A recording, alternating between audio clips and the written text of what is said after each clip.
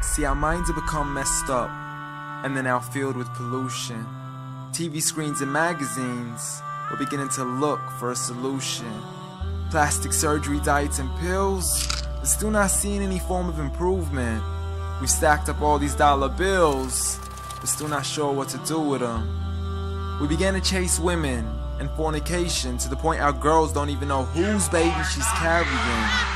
We're so afraid of commitment, but have no problem with damaging. She has your kids now, but you're still not even contemplating the possibility of marrying. See, this is what happens when we neglected Allah's best examples. You called her Mary, we call her Maryam. A woman who was perfect since birth, the best to walk the skies and the best to walk the surfaces of earth. The most exalted of all women, that's why she was dedicated an entire chapter in the Holy Quran, the final revelation in which there'll be none after.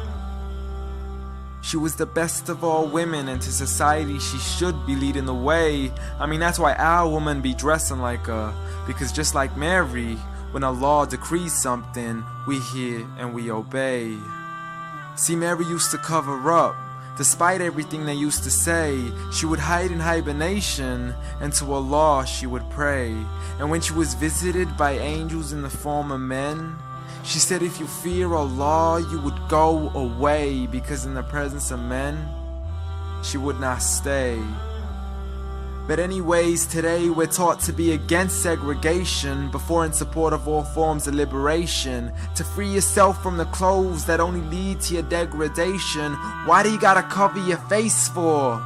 We gotta see your identification. But little do they know her identity's right there. A woman who fears Allah and commits to her religious obligations. See, I respect all women too, because that's what my religion teaches. To lower your gaze when you're walking, there's no need to check out every second woman's features. There's no need to even shake another woman's hand, because in reality, there's only one reason why a guy would be pleased to meet you. And you could go ahead and deny it, but don't blame me for stating the obvious. When the pornographic industry is worth billions, you still don't see where the problem is? Sex is embedded into society to the point we'll exploit it to merely sell a car. So you can act like this is all new to you, but you know for a fact how innocent we really are. I mean, just look at the simplistic way we're taught to dress. It's like if you dress less, then you're destined for success. You then force your women into heels and have the nerve to say that we oppress. You got it to dress up tightly, like it's an opportunity. But every time we lose our minds, it's like, see what these ladies do to me? But I'm not blaming it on the women, because we too have responsibility.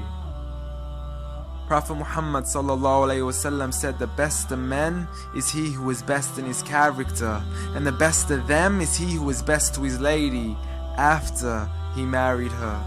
He was the best to his wives. I mean, just take a look at Aisha. He compete with her in races and smile just to make her happier. So when you do marry, do so with the intention of paradise is where you plan to carry her. But before you plan to carry her to the altar, maybe you should alter your decision. Because if the only reason you're marrying her is for the outside, then realize you're going to be locked inside of a prison.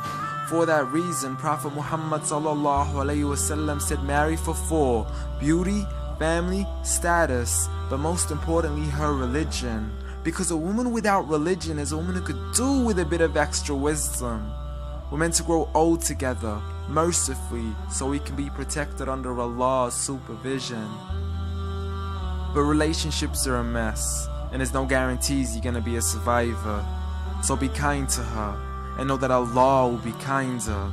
Be a man who stands in front, but also a man who can stand beside her.